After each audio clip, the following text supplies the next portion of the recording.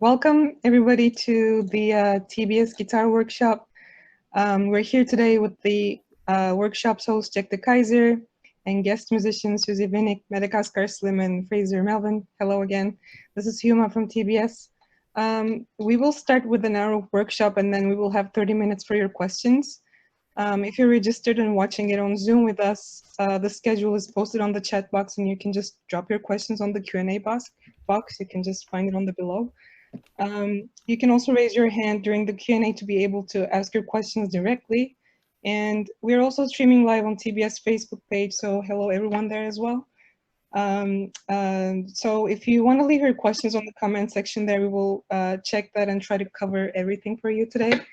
I want to pass the virtual microphone to Jack without further ado, but I just want to quickly acknowledge our year-round sponsors, supporters through Arts Council, Ontario Arts Council, and Government of Canada. TBS is trying to organize an instrumental workshop every year, and it wouldn't be possible without our funders, of course. And I would also quickly like to remind you that the TBS Chernobyl Society is a not-for-profit charity and rely on membership and donations. It's really important to have the support of our followers, especially now during COVID, which unfortunately have impacted arts and entertainment heavily. We're also celebrating our 35th anniversary this year and have some exciting events cooking up throughout the summer and for the rest of the year, so stay tuned. If you would like to make a donation, it's tax deductible and you can do so by going to our website, chernobylsociety.com. And on that note, I would like to turn to Jack to begin our workshop. Thank you, Huma. It's a pleasure to be here this afternoon hosting the virtual workshop with my fellow guitar players here. Suzie, hi Suzie. Hi Fraser. Hi Slim. I'll introduce everybody individually as their turn comes up. And I'm sure everybody will have some tips and tricks and stuff that they can pass along to you after they perform a song. I'm going to kick things off with a song that's written by Memphis Slim and done by Muddy Waters guitar player Jimmy Rogers called Rock This House.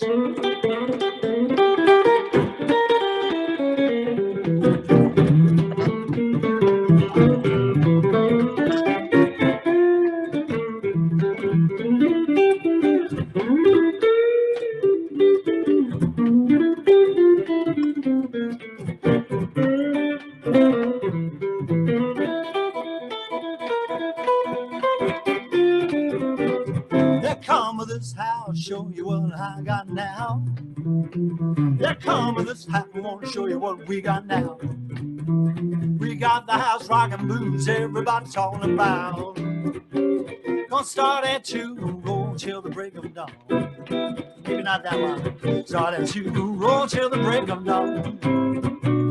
Don't worry, baby, your daddy won't do you no wrong. We're gonna rock this house, we're gonna rock this house, we're gonna rock this house. Rock this house, we're gonna roll, gonna rock this house.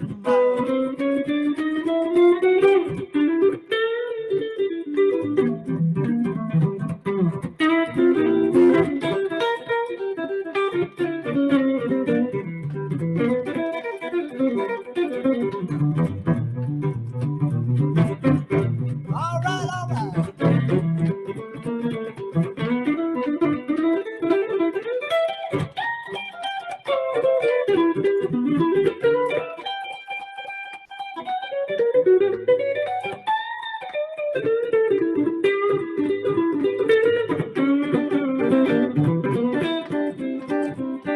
A tall, skinny woman knows she's built for speed. A tall, skinny woman knows she's built for speed. I love my baby, she got everything she needs. We're gonna rock this house, we're gonna rock this house, rock this house, rock this house. We're gonna rock this house tonight. Let me play it one more time.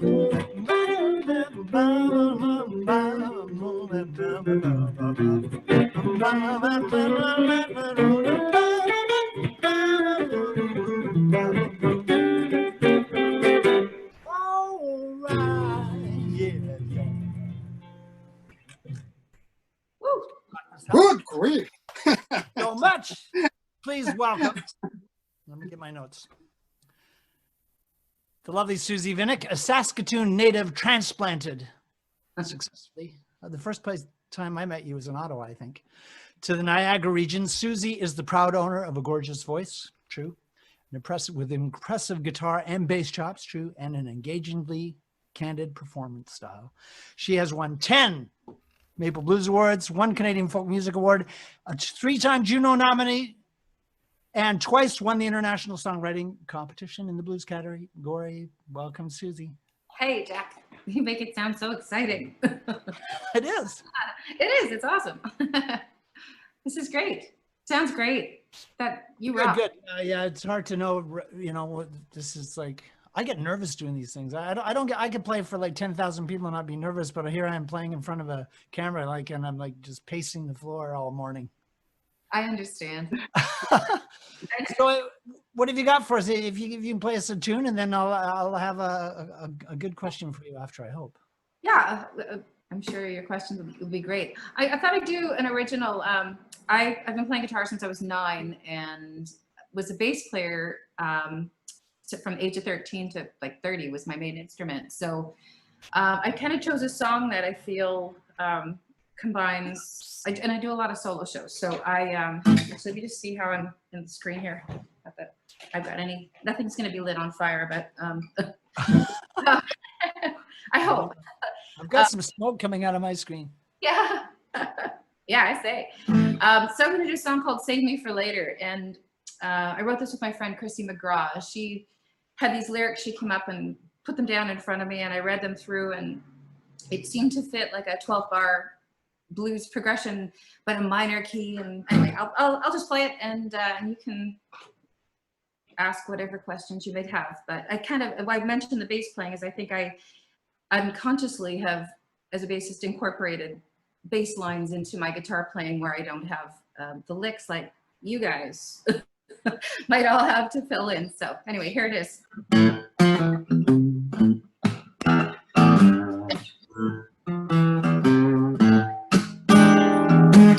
Save me for later like a child saves chocolate kisses. Save me for later like some flowers for Mrs. Like smoke, a cigarette in his pocket. Sweethearts keep photos in a locket. They say cook it slow, bring out the flavor. Save me for later. Save me for later like an after midnight playlist.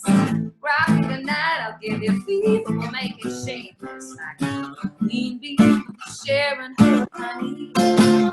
Millionaires spending all his money. They say cook it slow, bring out the flavor, save it for later.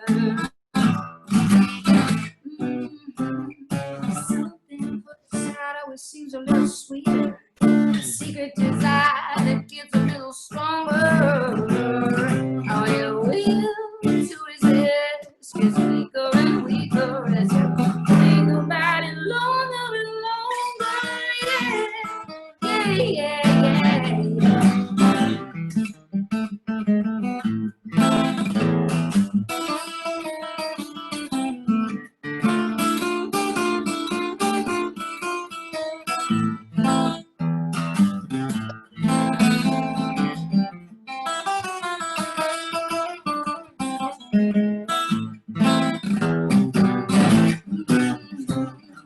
something put aside always seems a little sweeter. A secret desire that gets a little stronger. Yeah, your will to resist gets weaker and weaker as you think about it longer and longer.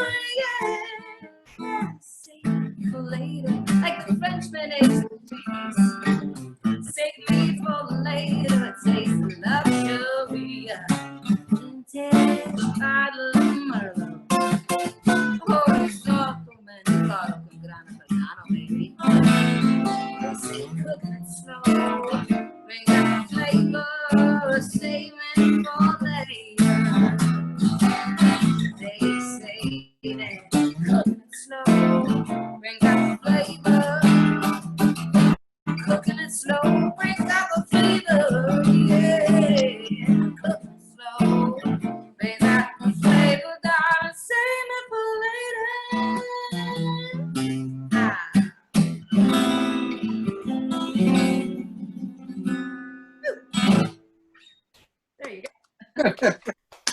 A minor 9th. That was fantastic, Suzie. What drew you to the blues? How did you get into the blues initially?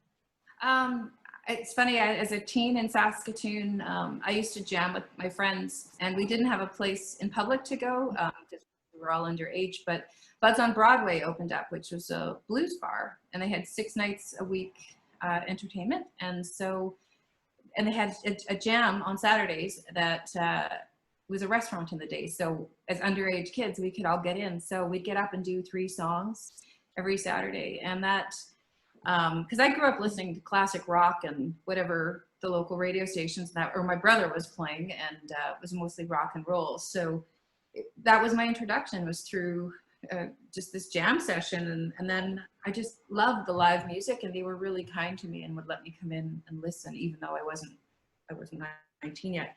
So, and it's funny too, I remember standing and watching one guy singing and playing bass and thinking, I can never do that.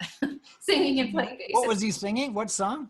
I don't remember what song, oh, okay. But singing and playing bass at the same time. Right. Playing an instrument at the time, but yeah, and so I got introduced mostly like through a live music scene. It wasn't like my parents listened to flamenco and country, and my brother listened to Zeppelin, so that's probably the closest that I got to. It wasn't like I had an older brother that had 100 old blues records that I hunkered down with. It was sort of a different exposure, but yeah, so that was my introduction, and I'd go every Saturday, and a lot of nights I'd go in and check out and players that were gutsy enough to come to Saskatoon when it was -40 out, and if they had blockades in their cars, would come and tour and do the 6 nights. And so I remember I played at Bud's a bunch of times. I wondered if you had. Yeah. And then one time the plane lost my luggage and my guitar. Oh God. It was the Thursday night. And so I was playing in I had some khaki shorts on and a bad t-shirt. And then I rented a Jackson guitar from the music store. Oh God. People looking at me going is this the guy, or is this the guy that we thought we were going to see? Luckily it showed up the next day. Yeah. Thanks, Suzie. Well, we'll have you do another song later on the workshop. Next up we have, and let me get my notes, Madagascar Slim. He is from Madagascar, a Malagasy and blues guitar player. He has won 3 Junos, played with Angelique Kidjo, and opened for Taj Mahal on his European tour. Welcome, Madagascar. Thank you for having me here. It's our pleasure. Yeah, I'm going to start with a song called Azafady. And in Malagasy, it means I'm sorry. And what it is a young couple asking for their parents for permission to get married. But at the same time, they're saying that, well, we're asking you because we want to be polite, but whether you like it or not, we're going to get married because we love each other. And this song is in the 6/8. The 6/8 beat is ingrained into the Malagasy psyche. I mean, the way it goes is, for us, it goes tin parakin, which means here's your chewing tobacco, here's your chewing tobacco. and everything, like Malagasy people always try to force things into this kind of beat. And I'm gonna kind of demonstrate to you, how we do it. At the same time, I grew up listening to the Kings, B.B. King, Albert King, Freddie King. At the same time, at a certain point, I tried to call myself Chicken-ala, so I could be the 4th king, Chicken-ala King. It didn't work. So this is the Malagasy beat. It's funny that you say 6/8 because a lot of slow blues is 6/8. Slow blues. Well, I'll see. The thing is, I play this Malagasy thing, and I always try to incorporate my blues riffs in there. Yeah. So this is, you know, like a, that's where I'm gonna loop.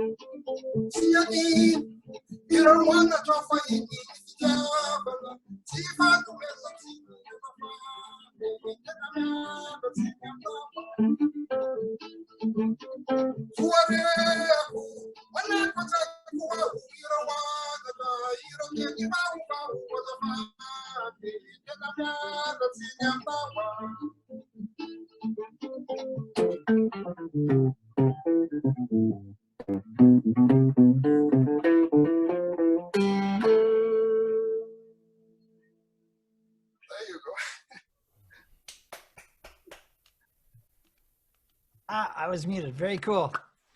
So that's quite a different groove. Sounds like quite a different groove than when we play 6/8 slow blues. Now, would you say Malagasy music, does it have blues in it or originally, or do you add it to the style? I add it to the style. The Malagasy music is, we have a lot of influence from African music and French music and American music. Because Madagascar was populated by different type of people coming from different places. So, but for me, just by listening to Hendrix, B.B. King, and all those, that's I always try to put those in. Yeah, of course. And besides you, are there famous Malagasy musicians that we may have heard of or that we should check out?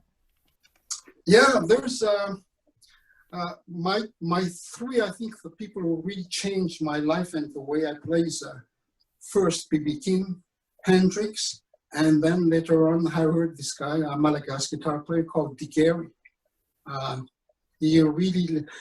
Before I used to play with a pick all the time, I remember the dog days of Grossman's and Chicago's Diner. Yeah. And after I heard that guy Digeri, I started using my, my finger, just picking with my thumb and my index finger. Very cool. Very cool. Well, we had a request for your next song. If there's a possible way that you can back up a little bit, because we can't see your right hand. But we'll get to that for the next song. And thank you, Slim. That was wonderful. Next up, we have Fraser Melvin. And Fraser was born and raised in Toronto. So he's right at home. He's been working as a professional musician for the past 15 years. He plays a mixture of blues, roots, R&B, and jazz. And besides leading his own band, he works with Bad Luck Woman and Her Misfortunes, who I've seen, the Jenny Ty Band, who I've seen, Sam Polly, and the Old Tomorrows. And he's also the co-founder and musical director for At Last, a tribute to Etta James.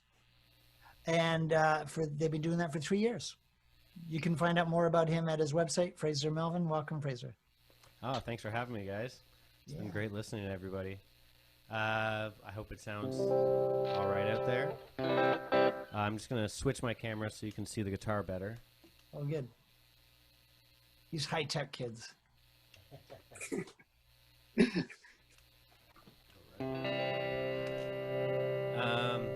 Well, the song I'm going to play is an old Big Bill Brunsey tune. It was his birthday yesterday, and if people out there don't know who he is a great blues guitar player and singer, and he wrote a bunch of songs that became classics. Yeah. And this one's called "When Did You Leave Heaven." He usually plays it a bit slower, and this one I'm going to play a lot with my thumb, and it kind of has this driving bass line in it. And to start, I'm gonna do a little finger picking and pick the melody, and then in the bridge section, I'm kind of gonna do a little halftime bass line. Goes like this.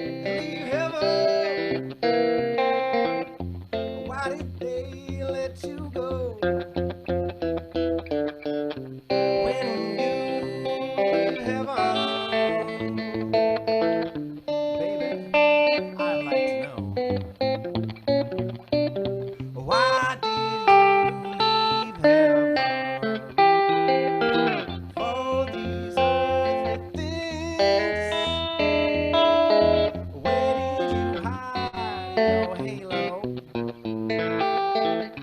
When you put your wings to the Missouri, can you get back in if I kissed you? Would it be a sin? I am only human. You were so divine. When did you leave heaven, baby? Sweet little angel of mine.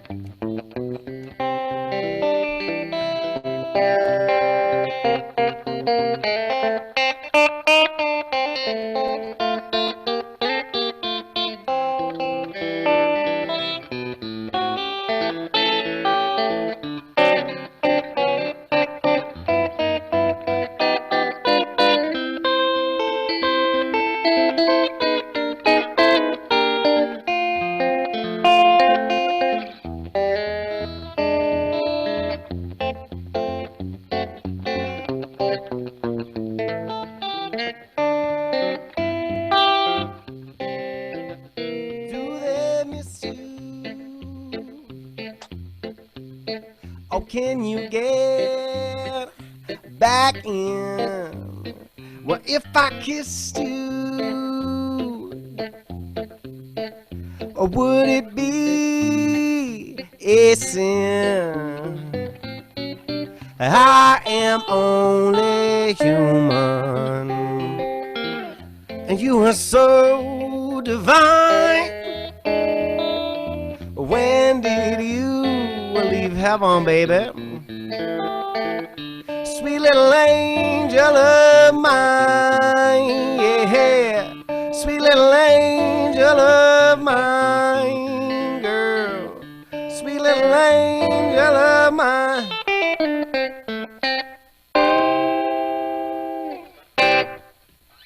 Right on. Thank you. Very cool. Is that similar to the way Big Bill does it, or did you? He does it a bit slower, and I think he strums a bit more. I don't know. I kind of just picked up that driving bass line, just doing solo things, and I guess wanting to have a faster song, getting people more up and dancing. But yeah, it's a good exercise with the thumb, and I'm just keeping the bass note going, and sometimes I'm playing between the bass note and like the other strings. Oh, sorry, I'm just turning my amp back on.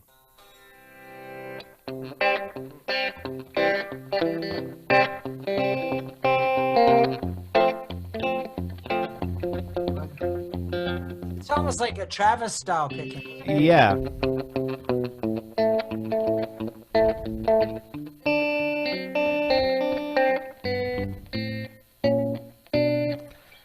Yeah, so it's a good exercise. Sorry, what was that? I said it's a good exercise for your fingers. Yeah. So what was it that drew you to the blues? How did you get turned on to the blues? I got turned on to the blues through my dad and his record collection. He had a bunch of classics like B.B. King Live at Cook County Jail and Paul Butterfield's East-West album. And so I really got into that and started playing or like listening to that stuff. And then eventually started digging back and going more and being like, who actually wrote these songs? Who are these guys covering and stuff like that? And yeah, that's when I discovered like Louis Jordan and Big Bill Brunzi and all those guys, T-Bone Walker and everything. So yeah, it was basically on my dad. And but I remember when I was probably like 15 or 16, I remember playing along to Six String Lover, like your album. I would just play along with all those and like try and cop jack slips. Like, yeah. So I picked up a bunch of stuff from you. I'm honored. Thank you. That's incredible. And Big Bill, I mean, he wrote so many classic tunes. Like, I think like musicians know about him, but the general public probably don't know a whole lot about him. But I think a lot of his songs ended up becoming like Chicago blues Mm-hmm. classics, right? Like he's a big influence on Muddy Waters and a lot of the Chicago blues players for sure. And we're actually lucky enough, if you look up on YouTube, there is some like live performances of him. Really? Yeah, it's like, I think it was in the French documentary or something, but definitely people should go check that out. I have a postcard of Big Bill right here by my computer. Oh, nice. I love Big Bill. Well, thank you. Thanks, Fraser. That was incredible. I'm going to, we're each going to do another song or maybe two more, depending on how time is looking. And I'm going to play a song that's written by Willie Dixon. And the cool story about this was that Muddy Waters thought that Willie was giving all his best songs to Howlin' Wolf. And Willie really wanted Muddy to do this song. So he was sitting in the corner.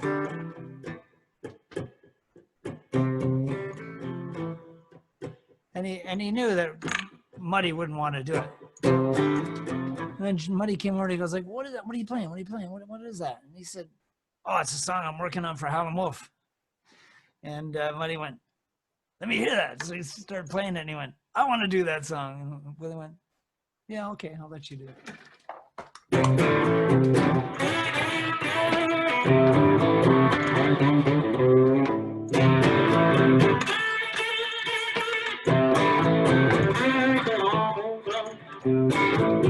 Gypsy woman told my mother before I was born, you got a boy child's coming. You're gonna be a rolling stone. You're gonna make pretty women jump and shout. Well, then the world gonna know what this all about. Well, you know that I'm here. Everybody knows that I'm here.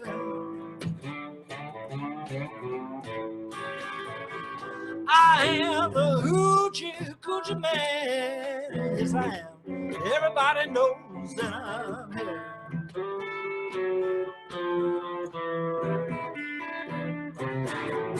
I got a black cat bone. I got the mojo too. I got John the Conqueror. I'm gonna mess with you. I'm gonna let all you women lead me by my hand. Well, then the world gonna know I'm Coochie Coochie Man. Well, you know that I'm here. Everybody knows that I'm here.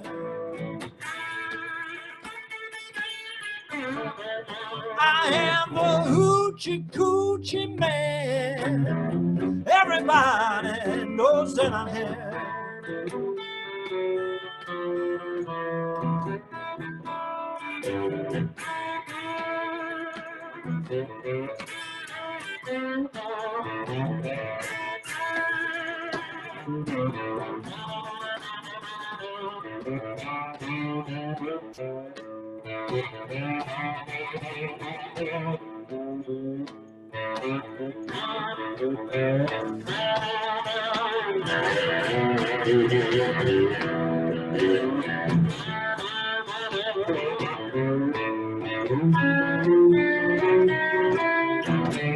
Here we go.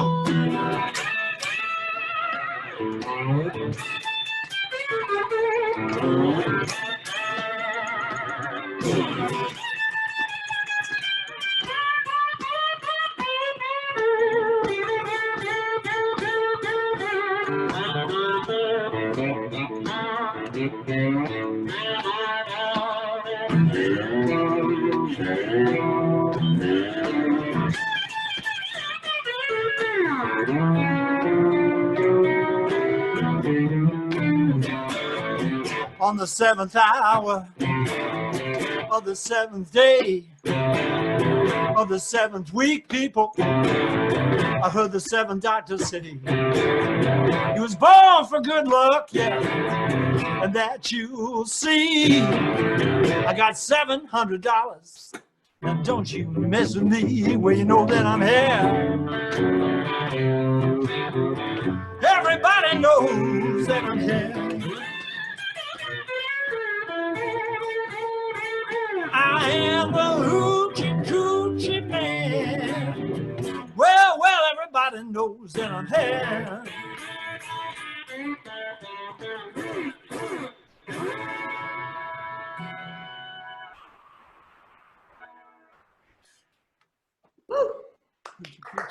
Thank you. In the key of A, and Muddy played a lot of slide and just standard tuning, just your regular Spanish guitar tuning, and as did Dwayne Allman.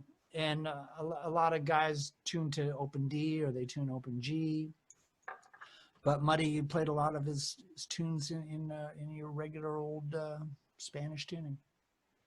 Anyway, it's Susie's up to bat. Yeah. All right. Sounds great, Jack. Oh, thanks, Suzie. It's fun. That's a fun story too about It's crazy, eh? I know, like he just thought, oh, he's giving all his best songs to Howlin' Wolf. Well, you got a good one in that one for sure, right?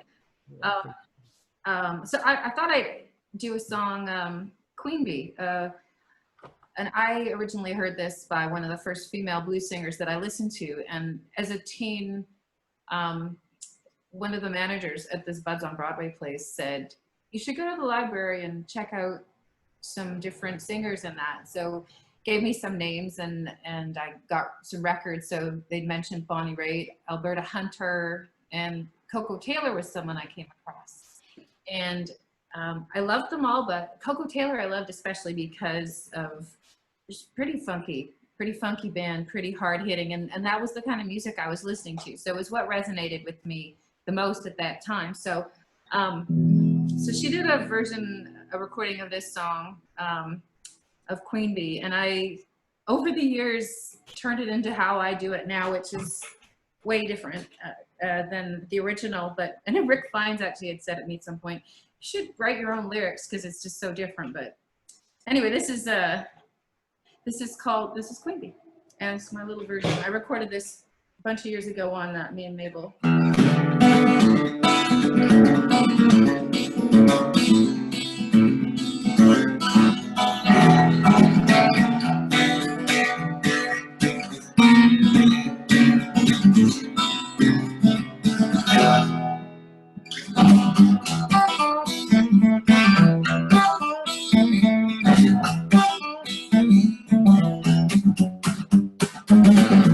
I'm a queen bee, buzzing around your hive. I'm a queen bee, buzzing around your hive. But when you hear me buzzing in, won't you let me come inside?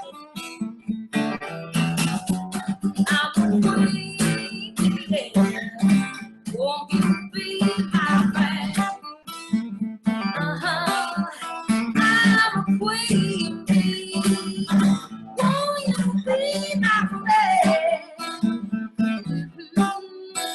Together we can make honey, oh, like a world never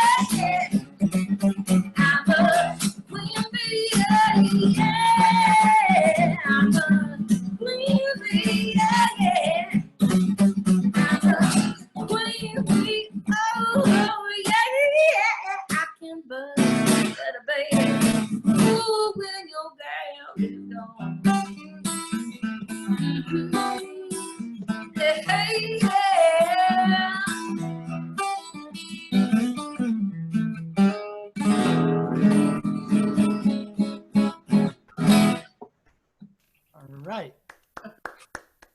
Thanks. That is a big departure from Slim Harpo's version. Yeah. Very cool.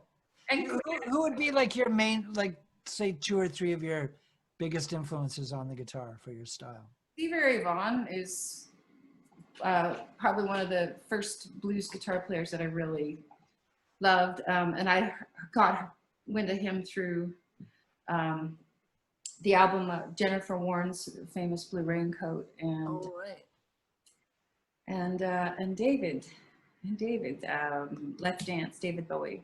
Right. Guested on both those records and those are records my brother had. So so I caught him through that. Who else? Bonnie Raitt now, I guess. I mean, I'm not a slide player yet. I have a dozen of them, but anyways, but I love Bonnie Raitt's playing. Geez, so many. Trying to think, you know, and there so many different styles. Mark Knopfler as a teen, I liked him a lot. And then in my early 20s, I lived in Ottawa, as you'd mentioned. I moved to Ottawa from Saskatoon, and a player came through and did a workshop named Roy Forbes, who's from British Columbia, and he tours, well, he doesn't tour as much now, but he toured solo, singing and just playing guitar, and really dug in. He's folkier, but has a rocky edge. Like I think he opened for Supertramp and did an arena tour opening for Supertramp solo in front of Supertramp, which is a big full-on production band, really powerful. So his playing influenced me too. There's so many I could mention. Those are the 3 that come to me right now. Stage name Bim or something like that, or Bim, right? Yeah. I remember that name in so long. I hear some country blues in your playing too. Do you have any country blues players that you were influenced by? Well, you know what? Working with Rick Fiennes for started playing since in '93. So I haven't like sat and dissected the playing of a lot of players. I mean, I've listened a lot, but I think working with Rick and his playing, you know, got he's for so long, and he's so heavy, he's so good. Phenomenal finger picker too. Really. Yeah. So he would have introduced me to a lot of different players as well. Mississippi John Hurt, and one that player especially I appreciate and enjoy. So yeah, I love John Hurt. Thanks, Suzie. That was fantastic. Thanks, Jack. Slim, are you ready, sir? We need you to back up a little bit so we can see your right hand technique too, please.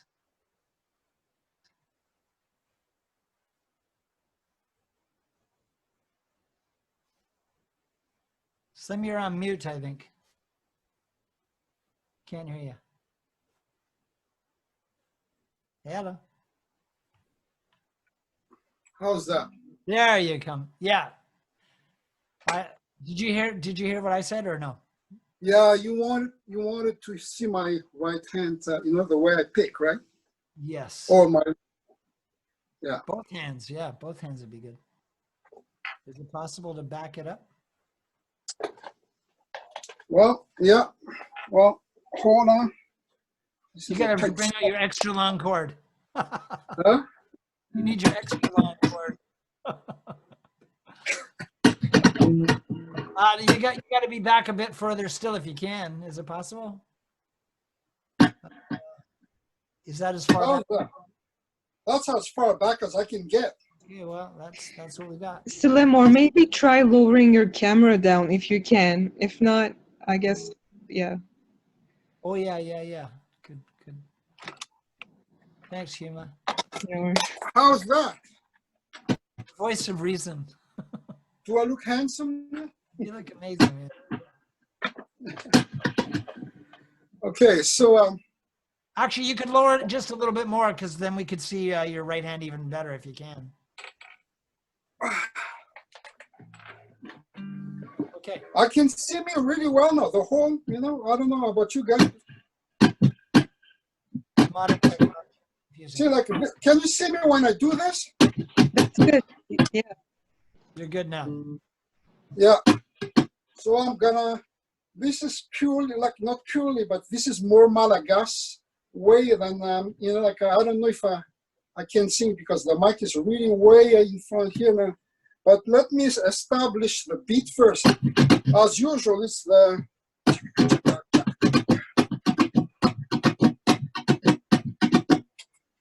Okay, hold on. Here it comes.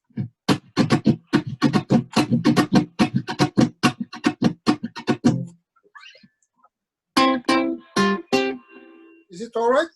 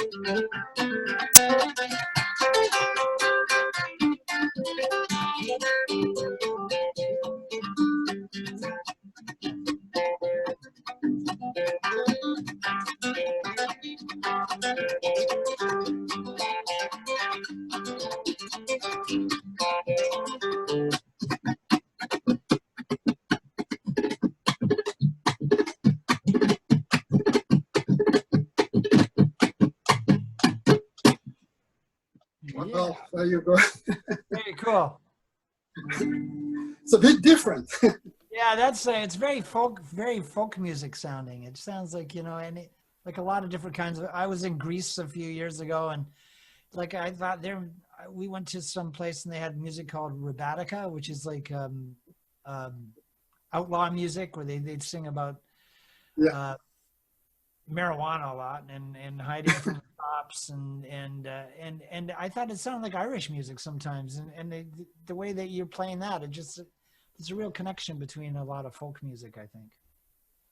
Yes, like for me, that's one of the things that I picked up from that Madagascar guitar player. You know, I was just listening to him, and I mean, I'm light years away from the way he does it, but I just love the stuff, you know.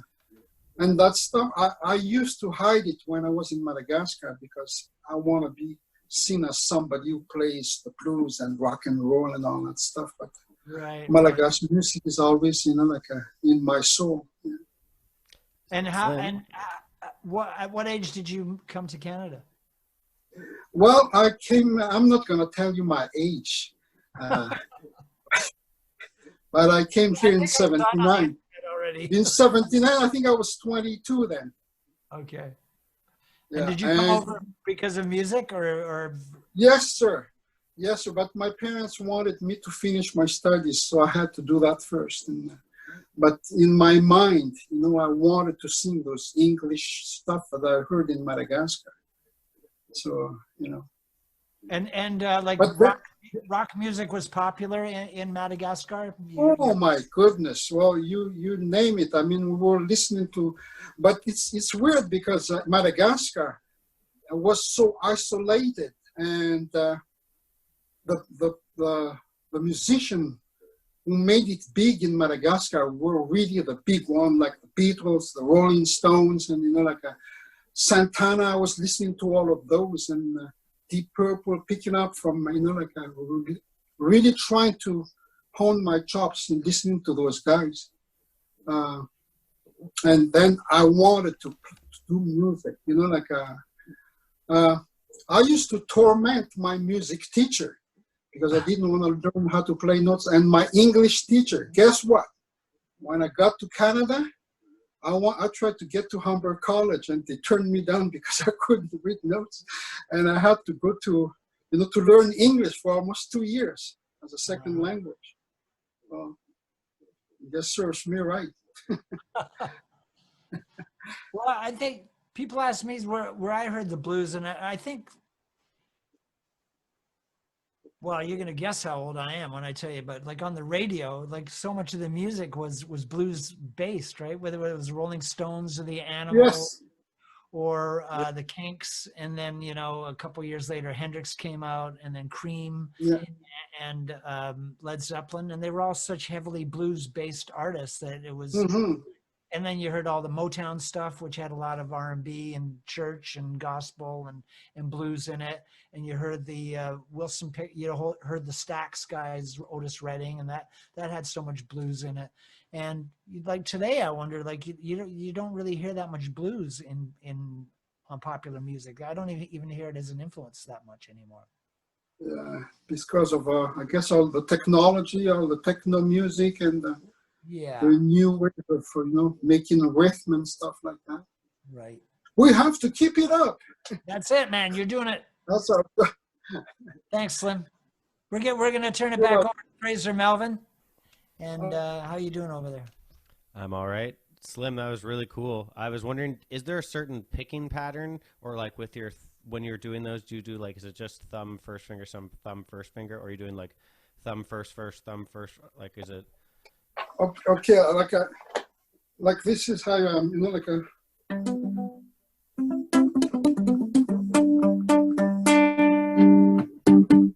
See, but you do it like.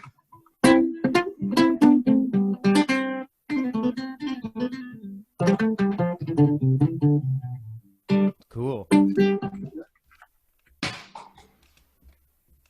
Well, I'm just going to turn my amp back on. Suzie was talking about bass lines earlier, and that's one thing you know, I miss playing with like a full band, and I actually don't really like playing solo much. I just always, you know, would rather have the other people there to play off them, and so I don't have to do as much work, you know. But when we are playing solo, we do have to, you know, fill out the sounds in different ways. And one of the ways I do that on some songs is I try to have like a walking bass line, or we have these different bass lines in the blues. There's some standard ones, and I'm going to try and incorporate a bunch of them in this next song. It's going to be a blues in B flat, and it's a tune called "Everybody Wants to Go to Heaven," and it was written by Don Nix, the guy who wrote "Going Down." And yeah, this was a hit for Albert King, and yeah, it's blues in B flat with a few extra chords, and yeah, I'm going to do a few different bass lines, and then I'm also going to do, when I start walking, one of the things I'm going to do is called bumping. I'm going to switch my camera here. All right. Okay. Hopefully people can see that. And bumping is like I heard about it, or like someone mentioned Wes Montgomery doing it, and it's when you're playing like kind of a walking bass line and you're just bumping up a note, either a semitone below or above to give. So if you're playing in B flat and you're going B flat, G, C, F, you can, if you approach all those notes by one fret below or above, you get this walking line. So like,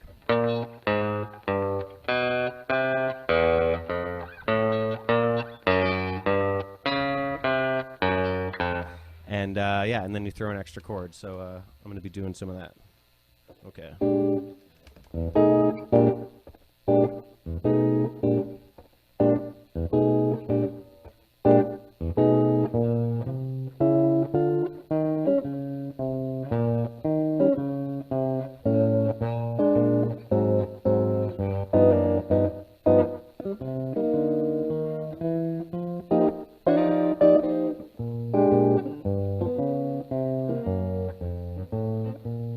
Everybody wants to laugh, but nobody wants to cry. Everybody wants to laugh, but nobody wants to cry. Everybody wants to go to heaven, but no one wants to die. Y'all want the reason, but I know you're telling those lies. Y'all want the truth, but I know you're telling lies. Everybody wants to go to heaven, but no one wants to die.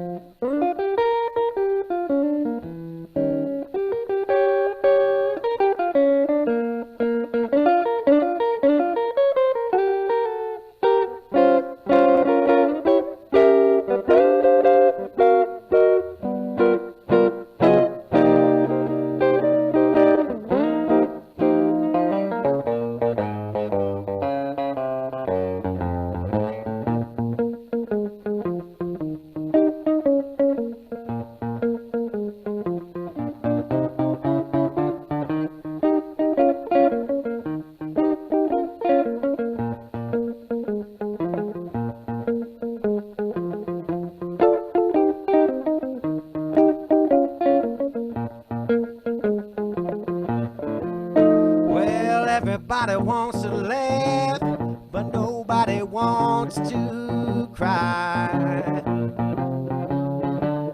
Everybody wants to laugh, but nobody wants to cry.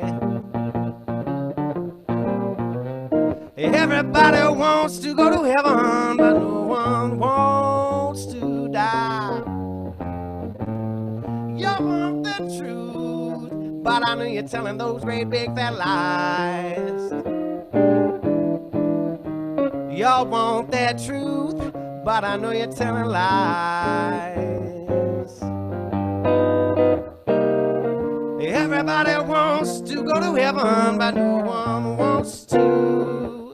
Nobody wants to die. Nobody wants to die. But everybody wants to go to heaven.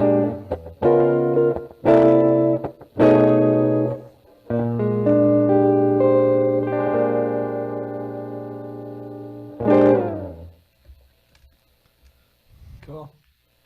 I've never heard that. What record is that on by Albert King? I can't remember off the top of my head, but I think it's like probably around like 1970 or so, 71.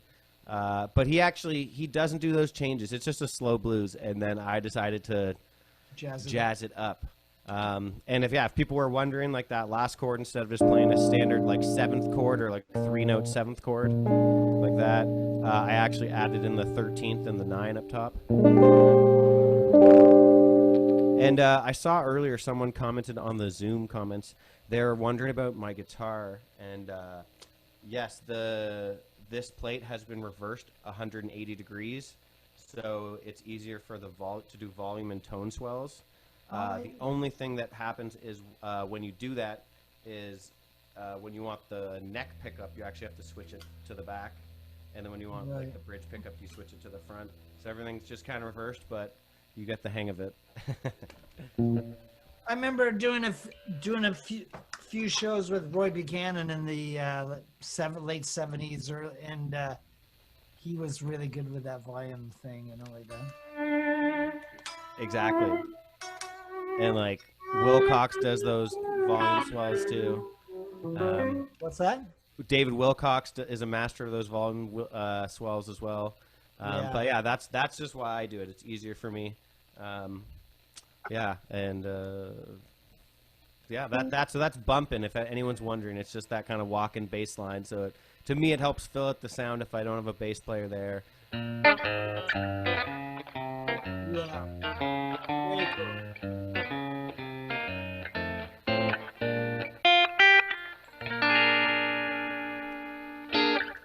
It almost reminds me of like classical music, the way they always have a moving bass line and with the melody on top. Yeah, and like there's like a bunch of the jazz players, Wes Montgomery, and like Jim Hall, and then like guys like Chet Atkins and like Lenny Bro. All those guys are really good with making it sound like it's like 2 or 3 people playing guitar at once, but it's just one person. The way I always tried to get over doing that was by just kind of keeping the rhythm going, like the Stevie Ray Vaughan thing, right?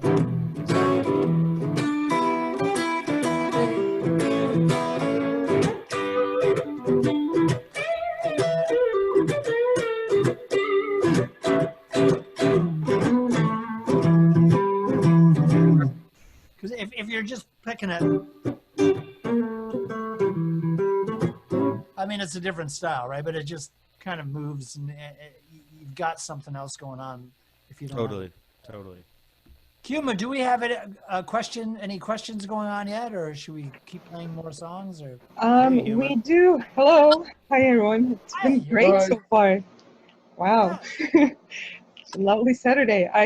We do have one more question from Mike Ormsby through Zoom. He's asking, actually to you, Jack. He's asking, could you comment on Strat guitars, one maple versus rosewood fretboards, and second Texas Special versus Tex-Mex Pops?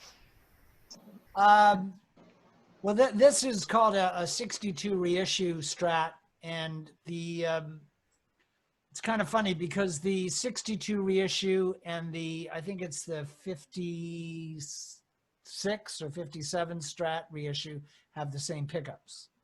But the difference between those two guitars is that the 56 or 56 reissue has a V-shaped neck, and this has more of the C-shaped neck. For me, I prefer rosewood. It's a little darker sounding. I find maple is brighter and harder. You can dig in more with a rosewood neck. And I have a Telly too that's got a rosewood neck. If you want that spankier sound, maple is probably better. And I think a lot of country players, they prefer, like if they're playing a Telly, for sure they're gonna like a maple neck. As far as pickups go, I think the Texas Specials are pretty hot, and they're a kind of a more overwound, powerful pickup. I don't know much about the Tex-Mex pickup. I've never been really too big on switching stuff out. I thought if I like the way the guitar sounds, then I would just kind of go with that. I ended up buying a 62 custom shop Strat that would be like, I bought it used, but knew it would be like twice as expensive as this guitar. And I actually prefer the sound of this one to the custom shop Strat. So, I mean, it's just whatever you're looking for, you know. I think if you're looking for a really overdriven kind of heavy blues rock sound, then maybe the Texas Specials are better.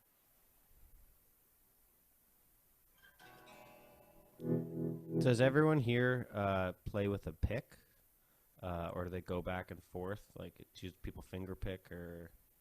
I can finger pick with metal picks if I'm doing country blues, and sometimes I'll just like when I was doing Hoochie Coochie Man, I go.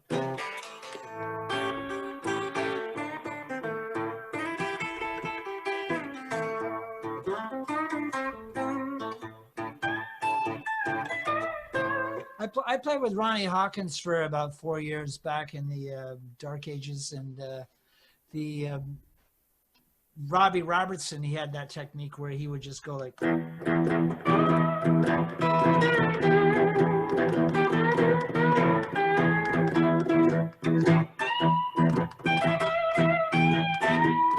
you keep the bass going, and I think Rob even wore one finger pick on his finger. But yeah, I alternate between the two. How about you, Suzie?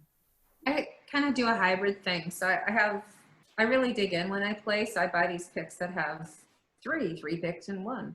And, but the bass player in me sneaks in there sometimes too, Fraser, where I kind of hold the pick and then the three fingers will claw. I think much like Jack was saying sometimes too. I can't really cite an example. I guess if I'm doing.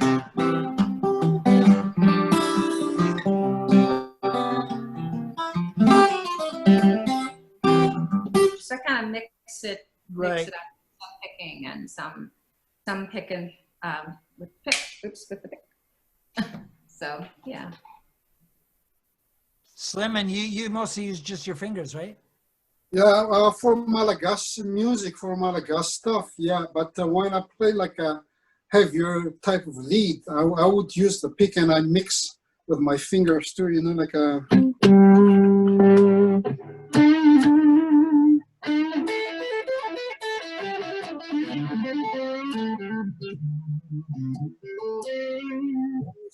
Now, and I'm just using a.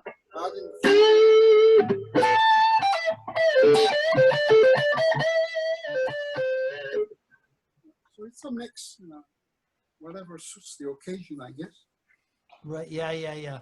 And you got a nice overdriven sound there. Do you use a pedal for that, or? Yes, I have a blues driver. This is a blues workshop. It's a blues driver, and I'm going to what's that? TC Electronic G system. That's for my space, effects like. Oh, for the echo. Echo and chorus and stuff like that. Cool. But for the distortion, well, I have all kinds of distortion, but today I decided to use the blues driver. Yeah, I have one of those too. I had a technician guy that said there's they do some change on it where they change a capacitor or something and it smooths it out a little bit. So yeah, I had that done. I'm the butt of jokes because I'm addicted to pedals. Like, I mean, I have all kinds of them, you know, and the guys in the band say, why are you using all this? You know, like, I just like it. People like to buy other stuff like cars or, you know, I like my pedals. I feel happy. I would say it's Jimi Hendrix's fault. Right on, yes. I have this. I did some shows with Bo Diddley, and like that guy, he had huge hands, this big square guitar, and he had a huge sound. And then he went like this. I don't know if you can hear it, but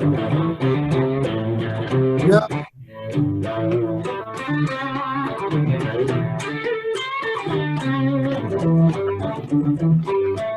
He had this octave pedal, and I'm like, whoa! That like it just sound. It made his already huge sound like 10 times bigger. And then I realized that Hendrix used like a similar kind of pedal for like a. Oh, sorry. Yeah. Use that. I think he might have had one that added a note on top, but a similar kind of thing.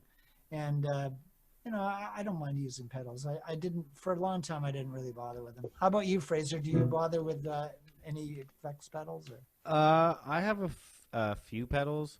If in case anyone's wondering, I play through most of the time a Fender Pro Junior, which is like a pretty small tube amp, and it just has a volume and tone knobs, and so there's no reverb. So one of the pedals I do use is a carbon copy delay pedal, so it kind of gives it a bit of that slapback. Oh yeah, cool. And then I also have a tremolo pedal, and then my boost pedal is a thing called EP Booster, and it's just this little tiny guy and literally just boost the sound up. Yeah, so that's kind of what I do. I don't use many pedals. I just try and keep it fairly simple because I hate having to set them all up and plug them all in each time. Well, I have this pedal board from Boss, and it's pretty cool because you just set up, you can put 4 or 5 pedals in it, and there's one power supply, and you just daisy chain them with they give you these cables, so it's an easy way to, if you're into pedals, to get that going. How about you, Suzie? Do you bother with any pedals or? You know, I'm trying to remember. I play electric occasionally, and I have a distortion pedal, and my buddy Bill Johnson gave it to me, and I haven't used it in so long that I forget what it is, but it's bigger. I'm sorry. I'm not like a techie person because I like mostly playing the acoustic, and I find too many pedals and buttons and bells and whistles just messes with my brain. So I tend to just kind of plug in and go with the amp. And I've got, I got a really great little deluxe reverb amp, and I just kind of work. And my electric is a Janizello with pickups by Lindy Fralin. So it kind of, I think they go in between kind of a Tele and a Strat sound. So have some fun with it. And so much. Do you plug your acoustic into an amp before it goes? No, I just go into an LR Baggs Venue DI with the acoustic, and my acoustic has a K&K pickup in it. So now I play. I just use the sound of the guitar and the pickup in the guitar. And that, sorry, an LR Baggs. What is that? What is it? The direct box is a Venue DI, so it's about that big or so, and it's great because it's got a little bit of EQ control, and it's even got some EQ, so you can change it if there's feedback issues. There's also a tuner built in, which can be handy, and that mutes the guitar. So, and there's even a little boost in it that if I'm like doing a duo gig or something, and just need a little bit extra level, I can hit that and it'll bring me up just a bit. Oh, sorry, Fraser. No, sorry. I just read that people were asking about if any of us use alternate tunings. Yeah, there's a few questions there, I see. If I'm playing like slides, sometimes I'll play an open D, which is like, I don't know what the notes are right off the top of my head, but it's easy to find on the internet what open D is, and like a lot of like Elmore James style is open D. Dust My Broom, and Robert Johnson does some stuff in open D. Also, I'll play stuff in open G, which is a lot of Robert Johnson stuff, like Crossroads Blues, Terraplane Blues. A lot of his stuff is in open G, but there's been some kind of debate on whether the recordings were sped up or whether he used a capo, because like a lot of his songs would be in like he'd be capoing up to the 4th or 3rd fret to get your open G to be in the right key. So I actually, if it was open G, then he's probably playing an A or B flat. So, but yeah, those are the 2 tunings I mostly use. Anybody, do you use any different tunings, Slim, or? Yeah, I use one for the Madagascar stuff. The only thing I'm really using is a drop D, you know, the E, the small one. Oh yeah. you drop it to D, and it allows me to play some, Oh, wow. Your high double string. stop. Your top E string you tune down to. Yeah, Interesting. yes, I tune it down to D. Sometimes I do a double drop D, like the big E2, but mostly for me, it's just like a drop D, and that's it. And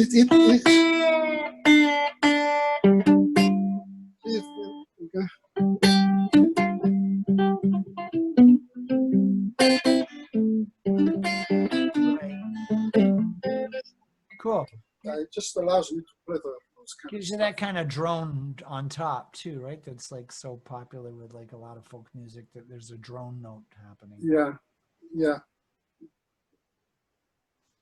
I write in, I do drop the low drop D, and I have another one, both E's I drop to D, the song that I wrote with that, and then I've got the open G and open D as well. How about you, Fraser? You use any open tunings or? Usually when I play slide, I'll just play in standard tuning. But I also have been learning lap steel, and that's tuned to from low to high, C, E, G, A, C, E. So it is kind of a little mind crunch trying to figure it out. Sometimes looking at the fretboard and being like, wait, what note is that? But yeah, it's definitely it is fun playing in those different tunings. And trying to take a different look and perspective at guitar, because like maybe not all your standard licks work.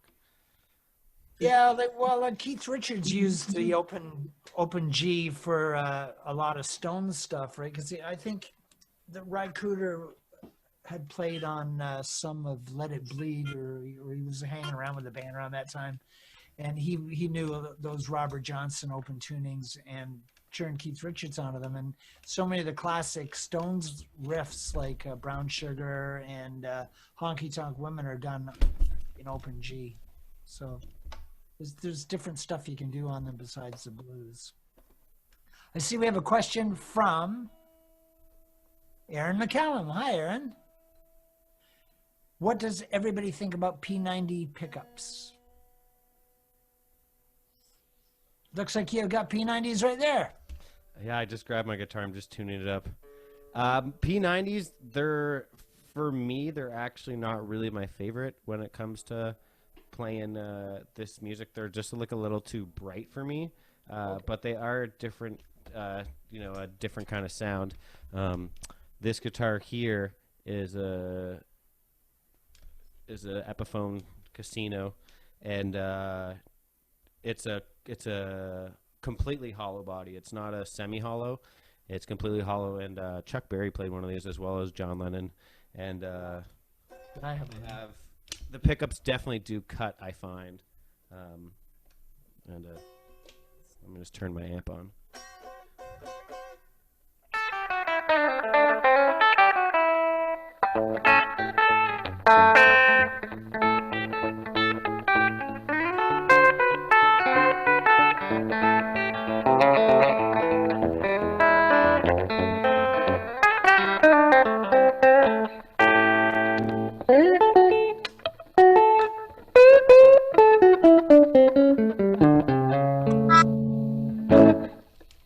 Yeah.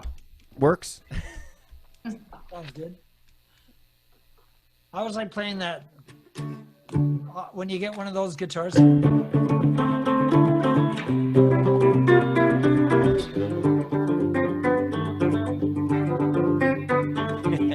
know that Rick? It sounds so good on a casino. You go, oh, it's John. He's back. Do any of you guys play P90s on any other guitars? I have an ES330 with P90s, and I have a Casino too. So I find them kind of mellow. Actually, I got turned on to the P90s because I became such a big fan of Grant Green, and so I had to get a 330. And had to. I mean, they're not that popular, right? I mean, they're probably one of the least popular Gibson guitars. I think that Gary Clark Jr. has sort of made her. He's the first guy in years and years and years that you see playing a Casino or an ES330 with P90s, but he's got a very unique sound. Yeah, for me, I'm up with this. I bought this when I came to Canada in '79. I did a tour, and as soon as I got the money, I bought this Gibson. But I wanted the sound of Strat, but I've never been able to play a Strat for some reason. The neck are really uncomfortable for me. So I put some EMGs here. They're active, and it was an attempt to try to make the Gibson sound like a Strat. Right. It cleared up the sound a little bit, but it never sounded like a Strat, like the cleanness. Yeah. Single coil.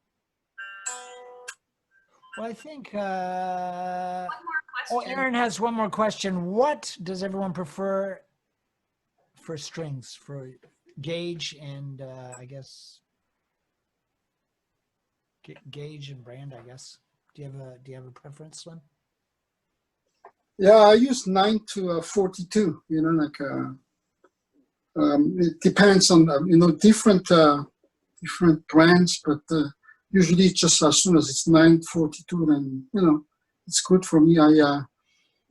My fingers are not very strong. After I had that, like surgeries for carpal tunnel. Oh. So I'm using pretty, thin strings. I can't handle the 10th. Uh-huh. Although, like it does give you a fatter sound and a fuller sound. I just can't play it. Can't bang it.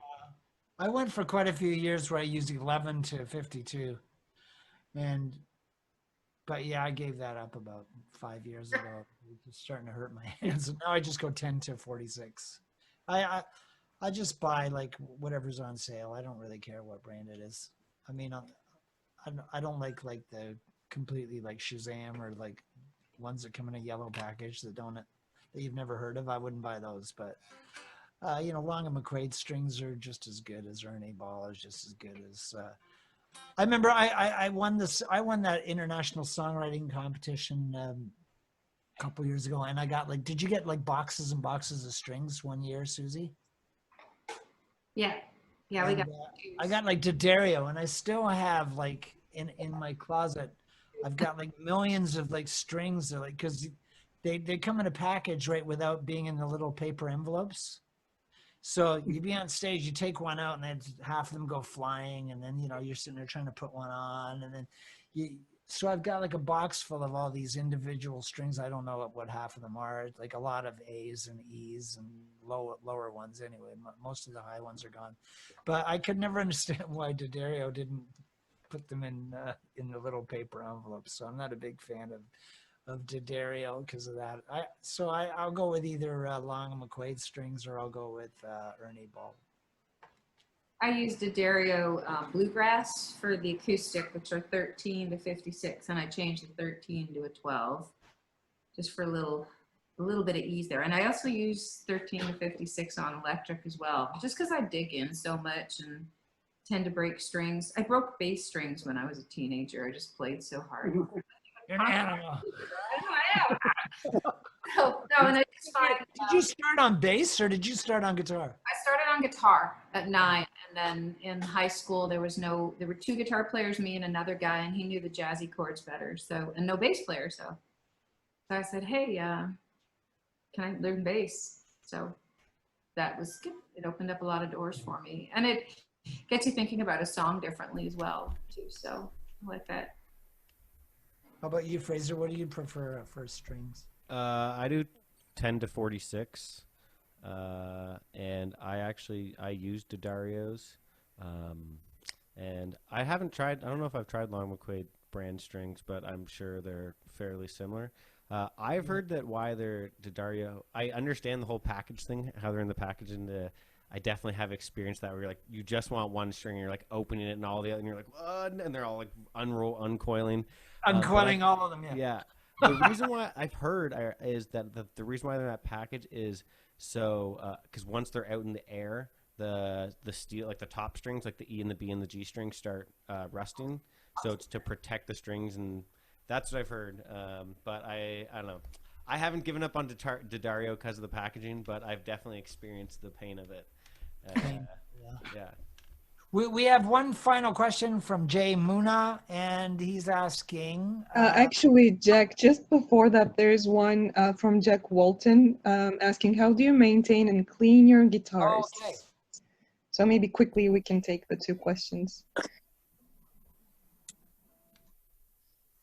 I remember a blues guy told me, he goes, he looked at my guitar, he said, it looks like you beat it like it owes you money. I don't really think, I don't take care of it that well. I just make sure I dry the strings off when I've been sweating on them all night so they don't rust. And that's about my level of, I take it out of the car so it doesn't freeze to death at night. I don't leave them in cold cars or hot cars. That's the rest of the time I just play them. How about you, Suzie?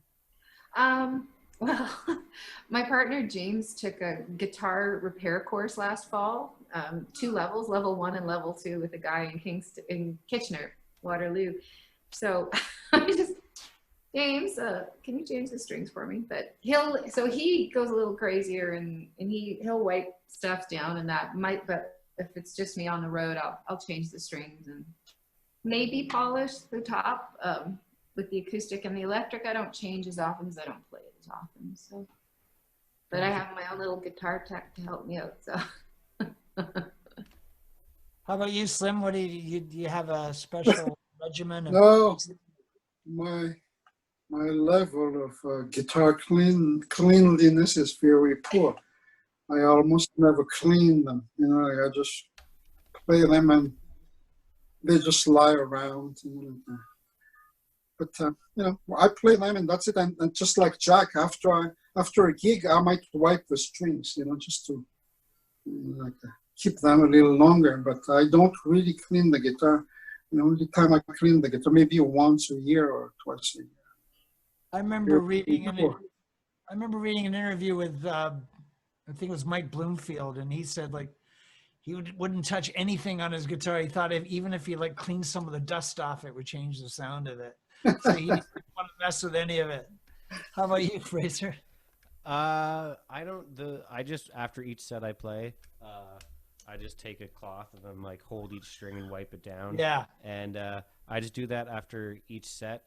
And like again, I probably, if I'm gigging regularly, like 3 or 4 gigs a week, I might change my strings once every 2 weeks or like 10 days or 2 weeks. But just actually my Telecaster, I hadn't put new strings on that since the start of the pandemic. So it's been like 100+ days, and you can just feel it. Like you run your finger down your strings and there's grime on your fingers. They don't vibrate evenly. So yeah, that's only the main thing I only do is just wipe down my strings. I don't really do anything else to my guitar. Maybe I'll clean the pots once a year, or if I take it to Mike Zimmerman, the guy who works on my guitars, he always usually does a really good clean on everything and like buffs the neck and stuff. But personally, it's just wipe down the strings so the strings last a bit longer. But there's nothing like a new set of strings on a guitar. Well, I remember reading an interview with the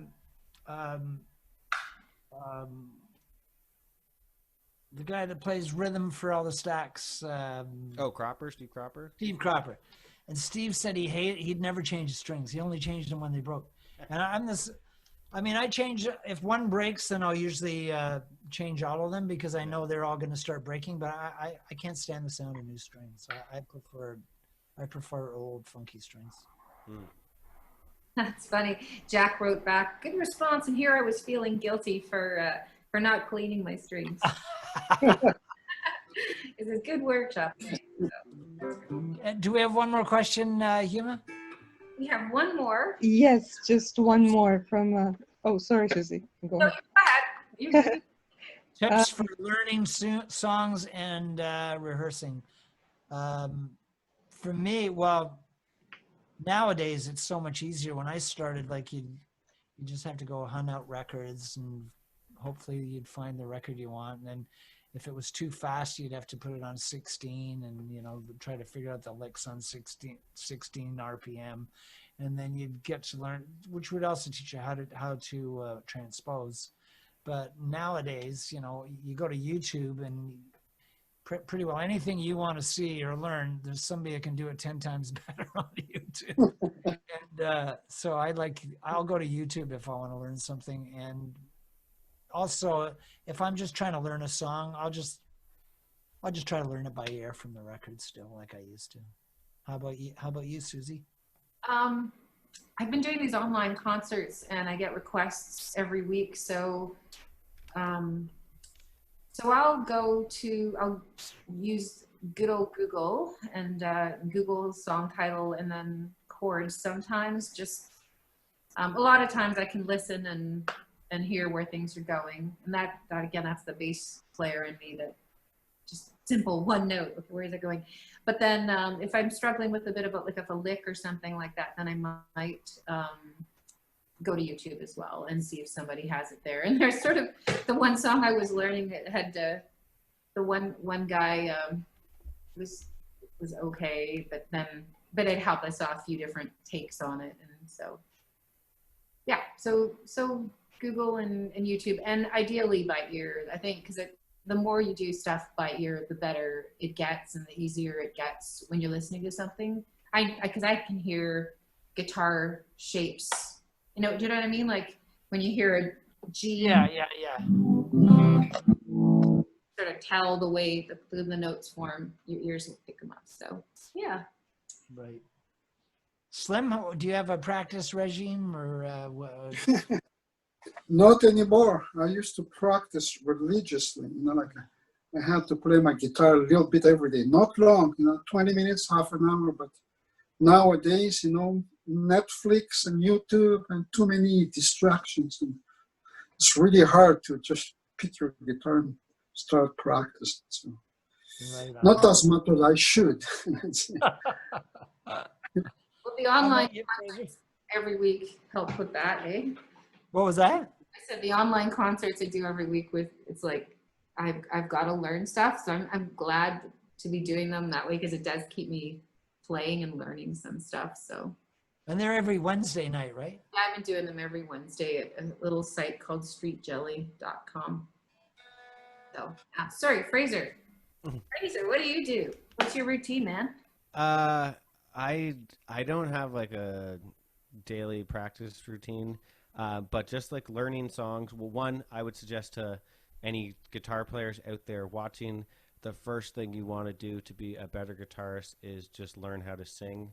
There are tons of good guitar players out there, but as long as you can accompany yourself and sing and play, then you're worth $1 million. So that to me is singing. When I'm trying to learn songs, I like to write out the lyrics. I'll usually go online and look at the lyrics, but then I'll type them out, because sometimes the formatting doesn't really make sense, or people will call them certain bridges or verses when it's wrong. And one thing that also helps me is I really like making charts, so I can have the form in my head, so I know, this song's going verse, chorus, bridge, then back to a chorus, and that really helps me maintain it. And then I kind of learn it in parts. So the verse is going 1, 6, 2, 5, and then the chorus, it goes to the 4 chord, and that's how I kind of think of stuff a lot. So when I'm learning a new song, I'll listen to it a bunch and then start making a chart, and just have it on repeat, and then write down all the chords, write down the lyrics. And then as for actually learning guitar and learning licks, one of the guitar players I know and good friend is Ken Kelly, and he always told me he had a lick book, so he didn't learn like full solos, all these full solos. He would just, if he heard a cool lick that someone would play, he would learn that if it was a bar or 2 bars. I can't hear anything. What happened? Test, hello? Oh. You can't hear us anymore? Are you on mute? So I was just saying, if you don't have to learn full solos, but you can just learn a few licks, just pull out a lick that you like from that. So that's what I would do. But yeah, just listen, and jam along with records. Yeah, and I mean, even if you play like half an hour a day, you can get better, right? And as a beginner, I think I'd buy chord books, but I guess you don't need to do that anymore. You can just find the chords online, but just learn the chords, and and learn some scales and play as much as you can. I mean, they used to have to tell me to put it down, not pick it up. Anyway, thanks so much, you guys. It was really fun. I think it went glitch free. Thanks, Yuma. Thanks to the Thank you, Chocolate Jack. Society. Thanks to you guys for putting this on, and thanks for everybody for tuning in.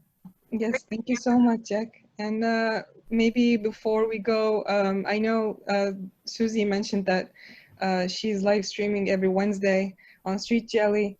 Would you guys have like an upcoming any live stream gig? I guess that's the only thing we have. Hello, I can't hear you. Hi, Slim. I can't hear anything. Can you hear me? Can't hear. I can't hear anything. Oh, that's Hear weird. them, but That's too bad. Hello, We can hear you, but can you hear me? Yeah.